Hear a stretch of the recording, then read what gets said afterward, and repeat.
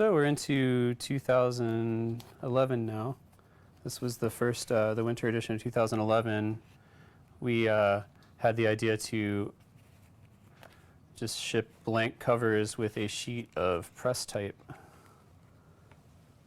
Feature all caps. Feature all caps in the same style as our books. In the attention to detail that we give, we actually used a glossier black ink so we would match the press type better. Sourcing the press type was tricky. There aren't a lot of companies making this anymore.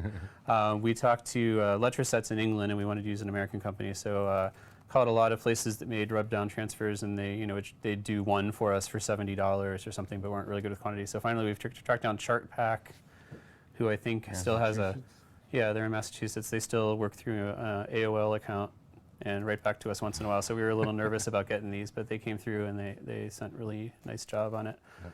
Yeah, the pack came with 3 blank books and a set of letters and the popsicle stick to rub them down with. I have some examples here, so users could put whatever they wanted on the cover, and it was a lot of fun for some people. Some people had a harder time with the detail work. I like the one that was titled "Dead to Me." We did I starred in a video teaching people how to use the press type properly. So if they followed my video, I'm sure they did a very nice job. Probably, yes.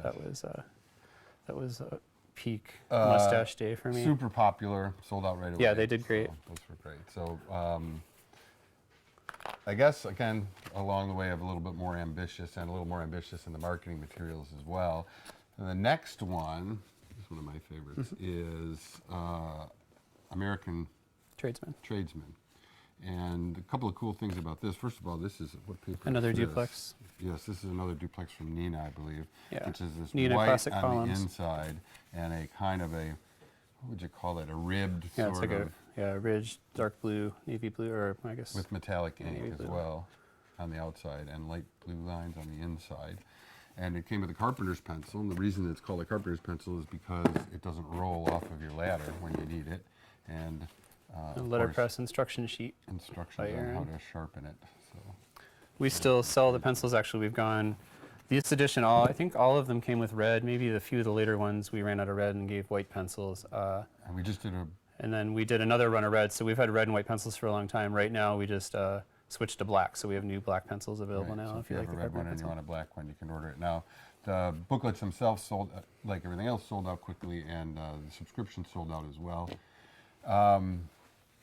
The next one is Fire Spotter, which is totally cool, and came with, from our friends at Tattly in Brooklyn, a temporary tattoo.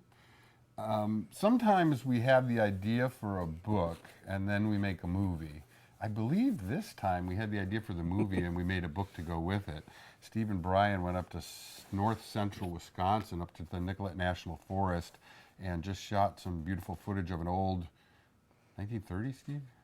30s or 40s. Just an abandoned fire tower. Beautiful footage, and it's another one of it's another one of our movies that doesn't sell the product at all, really. These are nice. They are letterpressed again by Dan Barron in Freeport. It's a French paper. The Fire Spotter logo is actually embossed in the back as well. Is this a dot? Is this the first dot? That was the first dot grid. This is the first dot grid, if you can see that. The first dot grid we did, which we did it kind of on a whim. We didn't realize how popular it was going to be, so we started to do it more and more. We used a craft belly band. And these were available in a retail edition.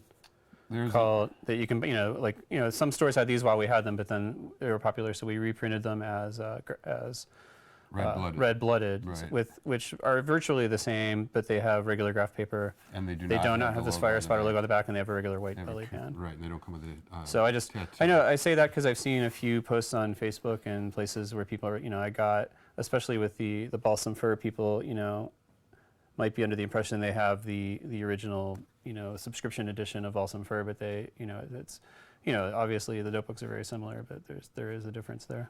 Right. So from the very beginning, the only books that are still available are the state editions, one for every state, the county fair, and currently Red-Blooded is available as well, which is a slightly Red-Blooded, which is sort of the brother of Fire Spotter.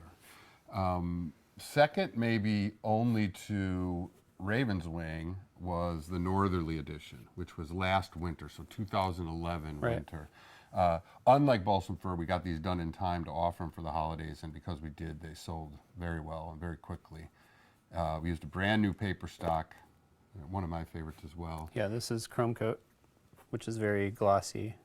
And Shining we into the light. also embossed and used metallic ink. Right, so there's some texture there. Then we did sort of an anti-graft paper on the inside, whereas we put a light coating of gray everywhere but where the graft is. Right, so that was our regular Finch inside paper, but or Right, which text is paper kind of an interesting with the negative thing grid. as well. With a negative grid, that's what we called it as well, and a metallic belly band. And Bryan and Steve made a great film about the construction of a snow globe for this one. Once again, another film that doesn't say anything about the product. That seems to be our, aside from documentaries, that seems to be our modus operandi, is to make a film that doesn't have to do with the product, except, I guess, the Couple sort of do a little bit. vibe, Yeah, the sure. vibe of the product.